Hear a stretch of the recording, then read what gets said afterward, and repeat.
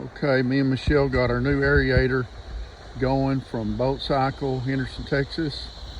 Ken came out and brought me that, and then did my water tests, and then gave me some pointers on different things. I think we're going to do a brood pond right now. My lake's real low. We've been in a drought. My water temperature's in the low 90s, so oxygen level is low, so this is really going to help. And the lake's real low right now, so this is really going to help. I'm super proud of it. Aerator, Boat Cycle, Henderson, Texas.